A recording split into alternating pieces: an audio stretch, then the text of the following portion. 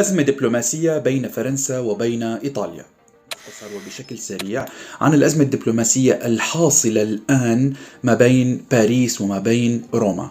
لكن قبل ما ندخل بتفاصيل هذه الأزمة والاحتدادات في التصريحات النارية المتبادلة ما بين وزيري الداخلية في باريس وفي روما، لنعود قليلا بالتاريخ إلى الصيف الماضي، لأن الأزمة بين البلدين لم تبدأ يوم أمس عندما قال وزير الداخلية الفرنسي جيرالد دارمانان تصريحات تلفزيونية اعتبرها الجانب الإيطالي مسيئة له، بل القضية نوعا ما تعود بتاريخها إلى الصيف الماضي، وتحديدا عندما أحجمت السلطات الإيطالية بإنقاذ عشرات طالبي اللجوء والمهاجرين الذين كانوا على عرض البحر.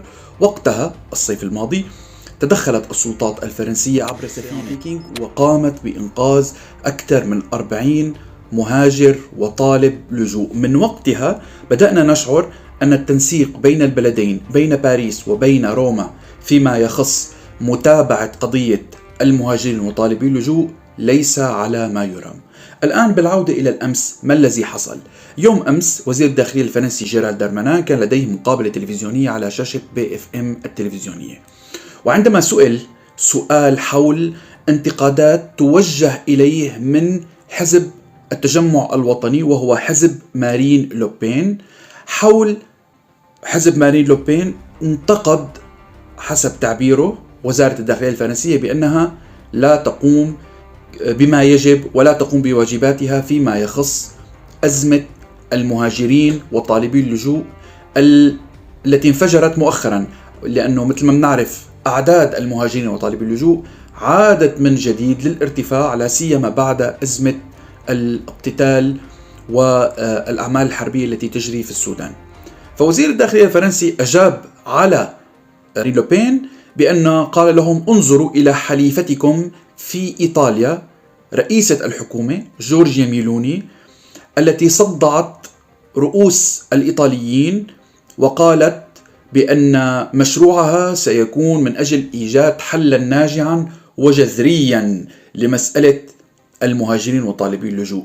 لكن الوزير قال: انظروا ماذا استطاعت أن تفعل، ماذا حققت من أجل حل مسألة تدفق طالبي اللجوء؟ لا شيء.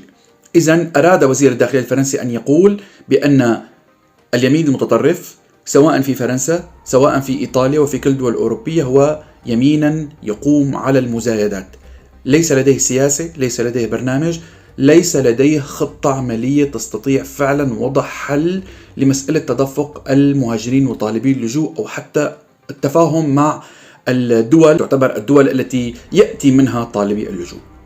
بعد تصريحات وزير الداخلية الفرنسي الذي استفز وزير الداخلية الإيطالي وطالب الوزير الفرنسي بالاعتذار، وأكثر من هيك وزير الخارجية الإيطالي كان من المقرر أن يصل اليوم إلى العاصمة الفرنسية باريس في زيارة رسمية، إلا أنه أجل زيارته، والسبب هو انزعاج الحكومة الإيطالية من ما قاله يوم أمس وزير الداخلية الفرنسي. إذن هذا اليوم بالضبط هو أساس الخلاف والأزمة الدبلوماسية ما بين فرنسا وبين إيطاليا.